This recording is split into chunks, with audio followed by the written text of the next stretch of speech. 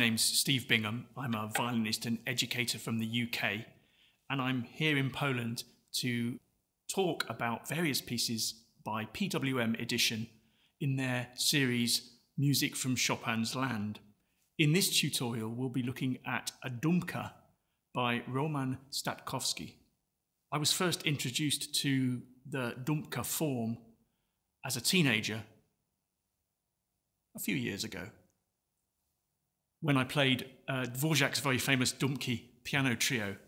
And of course, as many of you will know, the Dumka is characterized by these changes of mood and changes of tempo. And Statkowski does this brilliantly in this piece. He lived from 1859 to 1925. He wrote piano music, string quartets, 2 operas, I believe, some songs, various other violin music pieces as well. And he was influenced by composers such as Mussorgsky and Tchaikovsky, and he loved the tone poems of Richard Strauss. He became professor of composition at Warsaw Conservatoire. This piece is part of a series by PWM Edition called Violin Miniatures, and it's a great way to bring some lesser known, short, but very enjoyable violin concert pieces to a wider audience. We're going to play you the opening section of this lovely Dumka by Statkowski to show you the characterization of the Dumka form, a slower, more relaxed andante opening, and then a vivace, very short, fast vivace section.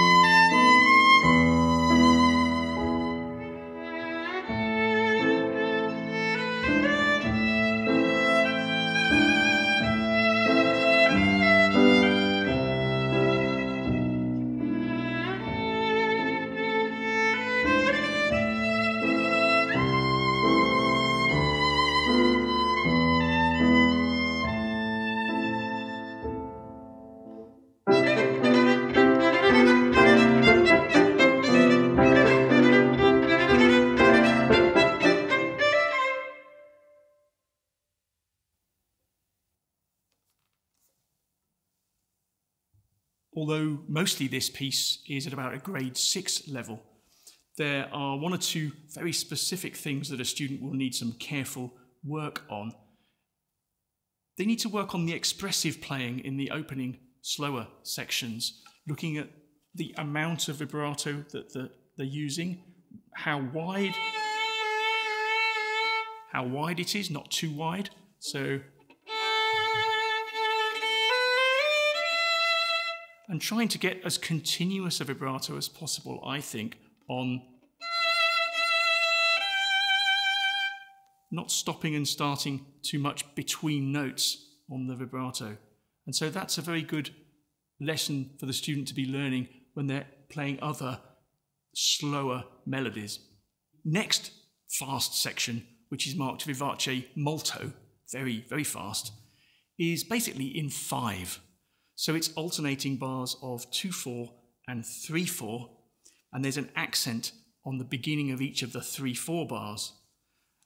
The student wants to be in the lower half of the bow, really lifting off and making a slightly longer length of note on the accent. So it's in slow motion.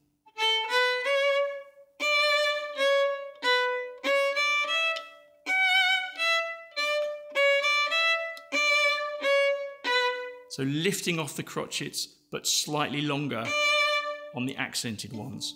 We're going to play you a little bit of that 5 section, 5/4 in effect section, that ends with a lovely harmonic.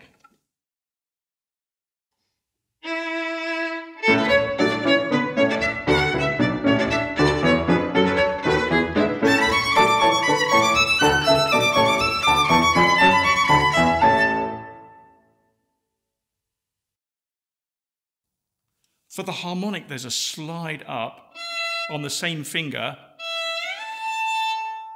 And it's important that the student practices taking the finger off the string and the bow off the string at the same time to allow that note to resonate, to ring as much as possible. If they leave the finger on or they leave the bow on, it stops the vibration and we don't get as nice an end result. Moving on to the end of the piece, there are 2 points that I'd like to mention. One is the use of false harmonics. So the student may or may not have come across these before, but they take careful practice, partly because of the importance of the accuracy of the gap between the stopped finger and the lightly touched finger that's playing the harmonic. To get that spacing right, but also because there's less string length vibrating, it's quite good if the student practices these quite near the bridge with the bow to allow the maximum string length and help those notes to ring properly. We'll just play you a little section of those harmonics.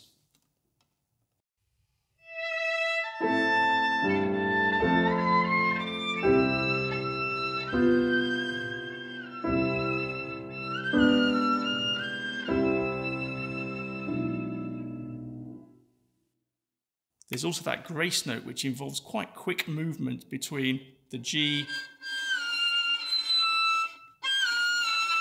and the F and the E. So there's a lot of practice to really make that work. Harmonics are always hard to bring off perfectly.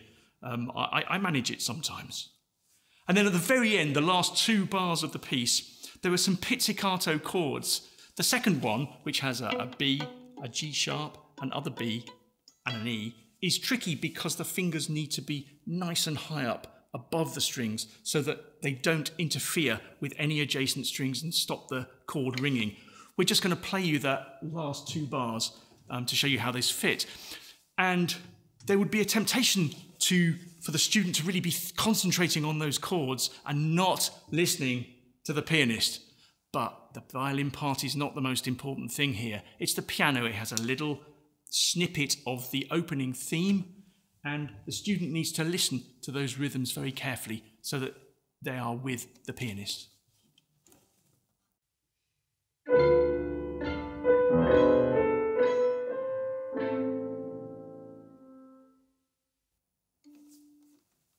So this Dumka by Stokowski is a really fantastic teaching piece.